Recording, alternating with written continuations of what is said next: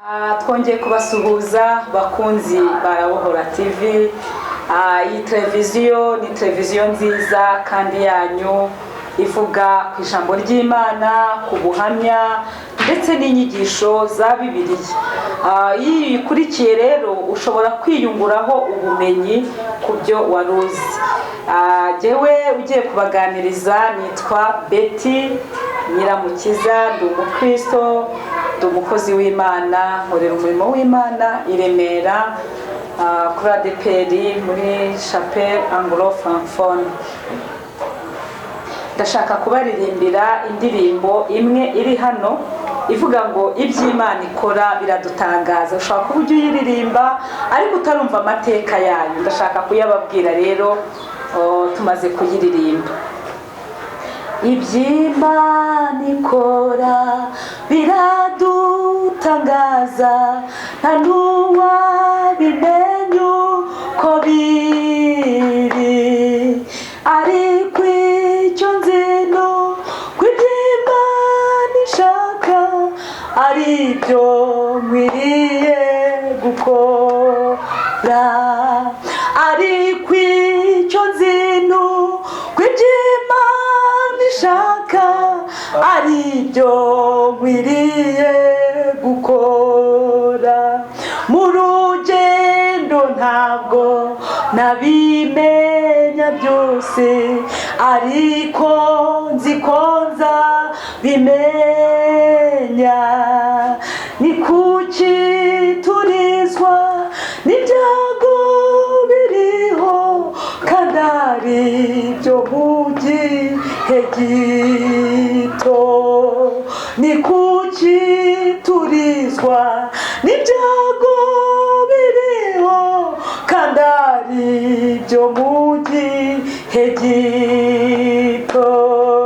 Yesu nzi kufita magari ibihumbi, harimo n'iryo wangeneye.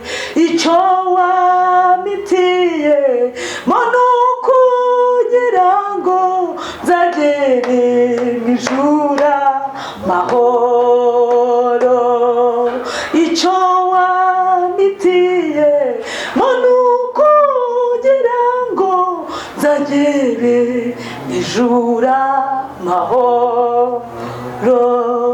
Kandi nk'uko Eliya yajyanywe n'ingoga, nanjye uko niko nzava mu isi. Ubw'ibyago byose bizaba bishize, hariho guhimbaza Imana. Ubw'ibyago byose bizaba bishize, hariho guhimbaza Imana. Ubw'ibyago byose bizaba bishize, hariho guhimbaza Imana. Tuzaba ibihumbi turamye Umukiza, tuzamuririmbira twese. Imana ikiranuka muri byose, ku buntu n'inamutugira. Imana ikiranuka muri byose, ku buntu n'inamutugira. Ubu ntegereje kandi nihanganye kuzasobanukirwa byose. Mfite ibyiringiro bifite ubugingo, mfite umugabane w'ijuru. Mfite ibyiringiro bifite ubugingo, mfite umugabane w'ijuru. Mfite ibyiringiro mfite umugabane mu ijuru, mfite ibyiringiro bifite ubugingo, mfite umugabane mu ijuru, mfite ibyiringiro bifite ubugingo, mfite umugabane mu ijuru. Haleluya. Uyu muririmbyi yaramfashije cyane, nifuje kumubasobanurira namwe. Yaravuze ngo iby'Imana ikora biradutangaza, nta n'uwabimenya uko biri. Aravuga ngo ariko icyo nzi ni uko iby'Imana ishaka ari byo nkwiriye gukora. Akenshi usanga abantu bakora ibyo bashaka, ariko siko biri. Iby'Imana ishaka nibyo dukwiriye gukora. Cyane cyane abakozi b'Imana mukwiriye cyane kwirefera ku mugambi w'Imana. Araririmba uno mubyeyi, araririmba, yari umudamu waririmbye indirimbo, aravuga ngo mu rugendo ntabwo nabimenya byose, ngo ariko nzi ko nzabimenya. Yarageragezwaga akabona mu rugendo biramugoye, arageragezwa cyane akabona amakuba menshi n'ibyago nk'ibyo nawe uri kubona, ariko akavuga ngo nzi ko nzabimenya. Ni kuki turizwa n'ibyago biriho kandi ari byo mu gihe gito? Araririmba icya gatatu, aravuga ngo Yesu nzi ko ufite amagare ibihumbi, harimo n'iryo wangeneye, icyo wampitiyemo ni ukugira ngo nzagere mu ijuru amahoro. Aririmba icya kane ngo kandi nk'uko Eliya yajyanywe n'ingoga, nanjye uko niko nzava mu isi. Indirimbo yaririmbwe rero n'umumama yari afite umutware udakijijwe, umutware akamugerageza cyane kubera ko urumva ntibari bahuje Imana. Akenshi iyo abantu badasenga Imana imwe biragorana, ariko uyu mubyeyi akajya agumya gusenga ntacike intege, akavuga ati nubwo ibyago bituriza, abantu benshi bibariza ni iby'igihe gito. Iyo umuntu yizera Imana ahora yumva ko ibyago, amakuba, kurenganywa, uburwayi byose ari iby'igihe gito, kuko uyu mubiri wo tuba tuzawusiga. Arakomeza araririmba rero. Hanyuma igihe kimwe umutware we, umugabo wamubitsa amafaranga, aramubwira ati mbikira. Arangije arayamubikira, ariko amaze kuyamubikira yamukoreye ikindi kintu kitari cyiza. Ikintu yamukoreye, yarayamubikiye, umudamu amaze kuyabika, umugabo aragenda yakuraho yayabitse, arayamuhisha, aragenda ayata mu mazi mu nyanja. Arangije agambirira gusa kuzakoza isoni uwo mumama, kugira ngo agaragaze ko nyine yananiranye, yakurikiye Imana, iramuyobya, nka bya bindi nyine bavuga ngo abarokore ngo barabayobya, ngibiki ibintu nk'ibyo. Arangije umudamu ntiyacika intege, akomeza gusenga yinginga Imana, yibaza ukuntu azabwira umugabo, kandi ngo yari menshi. Umugabo nawe rero arangije atumira abantu, abe wabo w'umudamu, abe wabo w'umugabo, inshuti, kugira ngo amukoze isoni. Umudamu rero mu mubabaro mwinshi aragenda avuga ati Imana ndakwizeye. Aragenda ajya kugura ifi agira ngo ayitekere umugabo, wenda uburakari bwe bugabanuke. Aragenda arayizana, kumbi iyo fi yaguze ya mafaranga kwa kundi yataye mu nyanja, ifi yarayasamye irayamira. Wa mudamu agiye kugura ifi, agura ifi irimo ya mafaranga yamize, ya mafaranga ayasanga mu nda yayo, ayakuramo arayabika.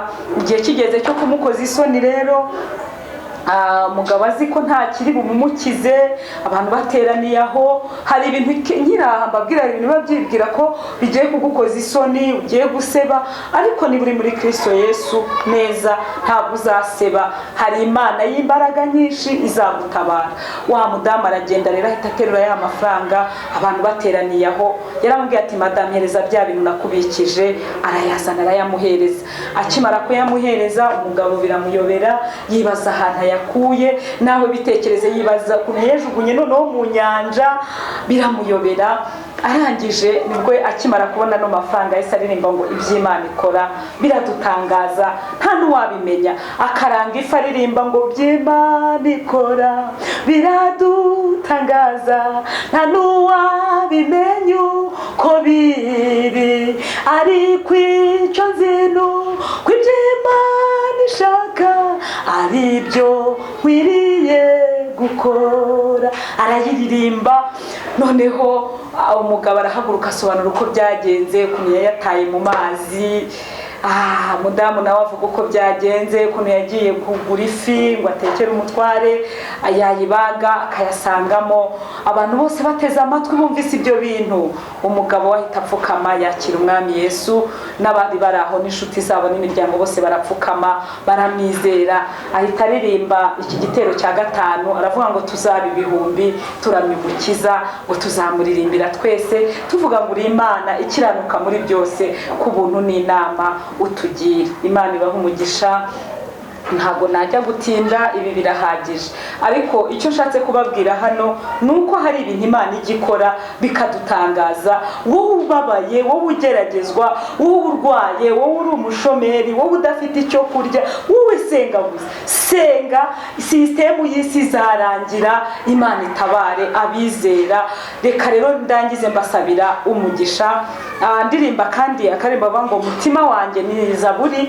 Iyo ndirimbo iri muri Zaburi 103, iravuga ngo mutima wanjye himbaza Imana, mwabindimo byose mwe muhimbaze izina rye ryera. Imana ibaha umugisha. Mutima wanjye himbaza Uwiteka, ntiwibagirwe ibyiza yakugiriye byose. Mutima wanjye himbaza Uwiteka, ntiwibagirwe ibyiza yakugiriye byose. Niwubabarire byo wakiraniwe, agakiza indwara zawe. Mutima wanjye ramya Uwiteka, yankuye ku cyavu nari nsuzuguritse, angiriye igikomangoma, nicarana n'abakomeye.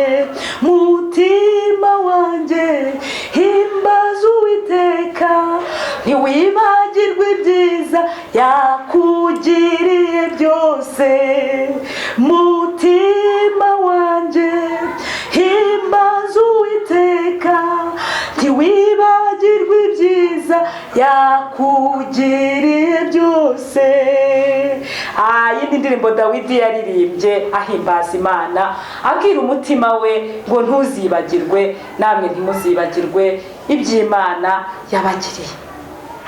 Jehovah is your name.